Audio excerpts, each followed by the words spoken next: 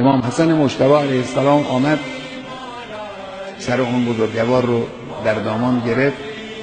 روایت دارد که خون از سر مبارکش میریخت و محاسن مبارکش خونین شده بود.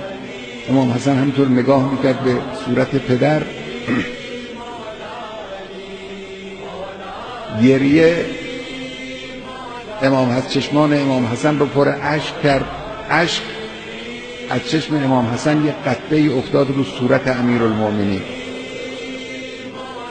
حضرت چشم رو باز کردن، گفتن حسنم گریه میکنی؟ گریه نکن. من در این لحظه در حضور جماعتی هستم که اینها به من سلام میکنن. کسانی در اینجا هستن در همون لحظه اول اونی که نقل شده است از حضرت، فرمود پیغمبر اینجاست، فاطمه زهرا اینجاست.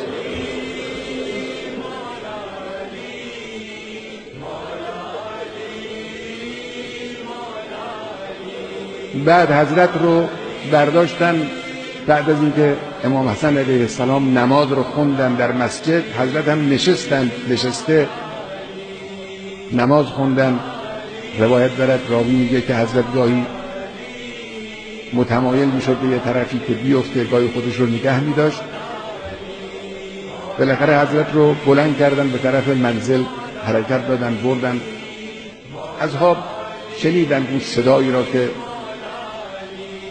تهدمت والله ارکان الهدی قتل علی المرتضی. این صدا را همه اهل کوفه شنیدن، ریختن طرف مسجد، قوقایی به پا شد. راوی میگه مثل روز وفات پیغمبر در کوفه زجه و گریه بلند شد. اون شهر بزرگ کوفه یک پارچه مصیبت و حزن و اندوه بود. حضرت رو می آوردن. امام حسین علیه السلام آمد نزدیک. چشمان حضرت از اشک، از گریه‌ای که کرده بودن، در این روایت دارد که پلک‌های حضرت مجروح شده بود. در همین مدت کوتاه اونقدر حضرت گریه کرده بودن. امیرالمومنین چشمش افتاد به امام حسین. خب حسین من، گریه نکن، صبر داشته باشید، صبر کنید، اینها چیزی نیست، این حوادث میگذره. تسلی داد امام حسین رو هم. حضرت را آوردن داخل منزل، بردن در اون مصلای حضرت، اونجایی که حضرت در خانه در اونجا نماز می‌خوندن.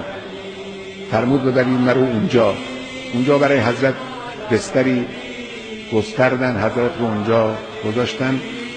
اینجا دختران امیرالمومنین آمدن.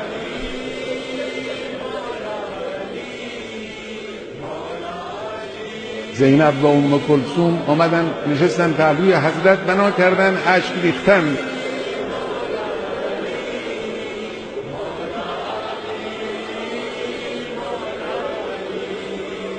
امیرالمومنین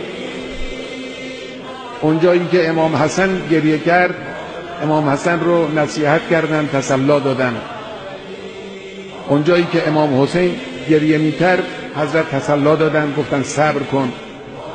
اما اینجا اشک دخترها رو تحمل نکردن. میگه حضرت هم شروع کرد به های های گریه کردن.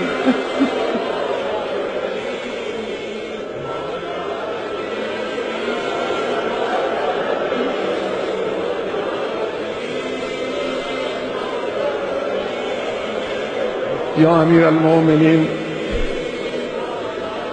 گریه زینبت رو اینجا نتوانستی تحمل کنی.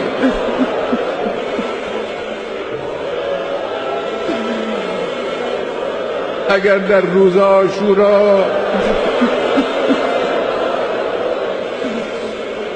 میدیدی چگونه زینبت اشک میریزه، نوحه سرایی میکنه، چه میکردی؟